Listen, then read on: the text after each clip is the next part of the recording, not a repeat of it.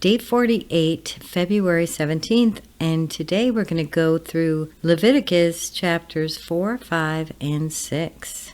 The Lord said to Moses, "Say to the Israelites, when anyone sins unintentionally and does what is forbidden in any of the Lord's commands, if the anointed priest sins, bringing guilt on the people, he must bring to the Lord a young bull without defect as a sin offering for the sin he has committed. He is to present the bull at the entrance to the tent of meeting before the Lord. He is to lay his hand on the head and slaughter it before the Lord. Then the anointed priest shall take some of the bull's blood and carry it into the tent of meeting. He is to dip his finger into the blood and sprinkle some of it 7 times before the Lord in front of the curtain of the sanctuary. The priest shall then put some of the blood on the horns of the altar of fragrant incense that is before the Lord in the tent of meeting. The rest of the bull's blood he shall pour out at the base of the altar of burnt offering at the entrance to the tent of meeting. He shall remove all the fat from the bull of the sin offering, all the fat that is connected to the internal organs, both kidneys with the fat on them near the loins, and the long lobe of the liver, which he will remove with the kidneys, just as the fat is removed from the ox sacrificed as a fellowship offering. Then the priest shall bring them on the altar of burnt offering. But the hide of the bull and all its flesh, as well as the head and the legs, the internal organs and the intestines,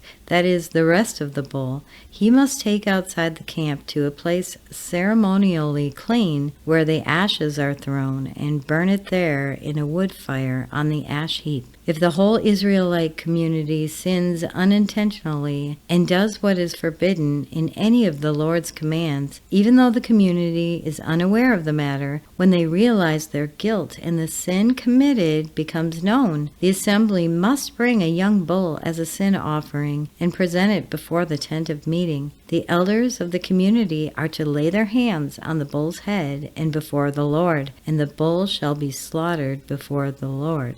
Then the anointed priest is to take some of the bull's blood into the tent of meeting. He shall dip his finger in the blood and sprinkle it before the Lord 7 times in front of the curtain. He is to put some of the blood on the horns of the altar that is before the Lord in the tent of meeting. The rest of the blood he shall pour out of the base of the altar of burnt offering at the entrance to the tent of meeting. He shall remove all the fat from it and burn it on the altar, and do with his bull just as he did with the bull for the sin offering. In this way the priest will make atonement for the community, and they will be forgiven. Then he shall take the bull outside the camp and burn it as he burned the first bull. This is the sin offering for the community. When a leader sins unintentionally and does what is forbidden in any of the commands of the Lord his God, when he realizes his guilt and the sin he has committed becomes known, he must bring as his offering a male goat without defect.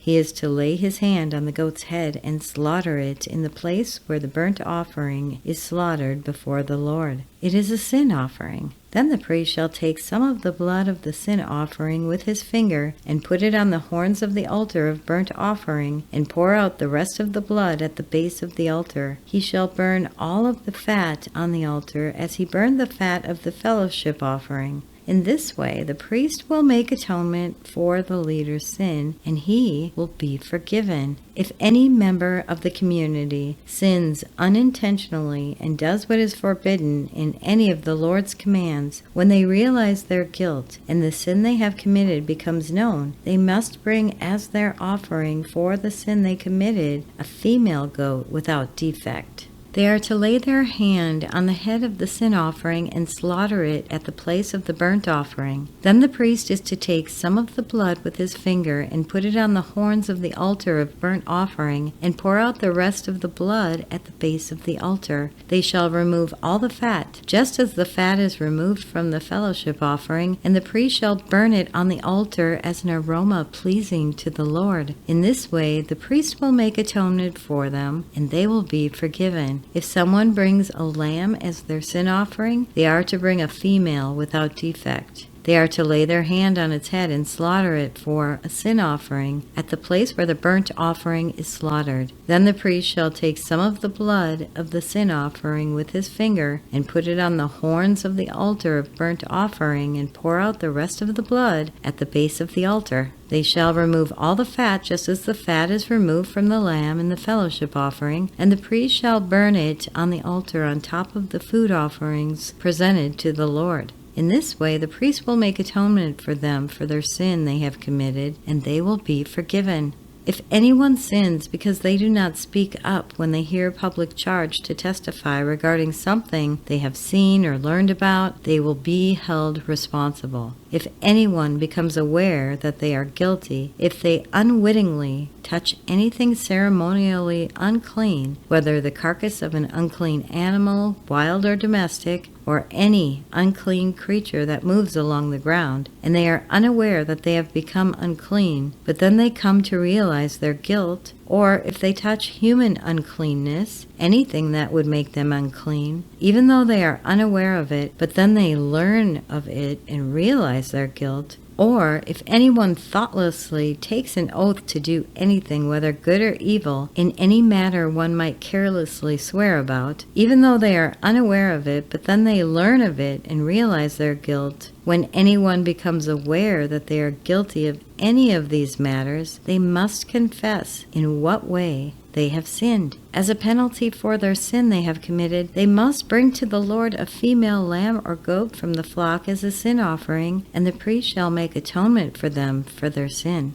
Anyone who cannot afford a lamb is to bring 2 doves or 2 young pigeons to the Lord as a penalty for their sin, one for a sin offering and the other for a burnt offering. They are to bring them to the priest, who shall offer the one for the sin offering. He is to wring its head from its neck, not dividing it completely, and is to splash some of the blood of the sin offering against the side of the altar. The rest of the blood must be drained out at the base of the altar. It is a sin offering. The priest shall then offer the other as a burnt offering in the prescribed way and make atonement for them for the sin they have committed, and they will be forgiven. If, however, they cannot afford 2 doves or 2 young pigeons, they are to bring an offering for their sin, 1/10 of an ephah of the finest flour for a sin offering. They must not put olive oil or incense on it, because it is a sin offering. They are to bring it to the priest, who shall take a handful of it as a memorial portion and burn it on the altar on top of the food offerings presented to the Lord.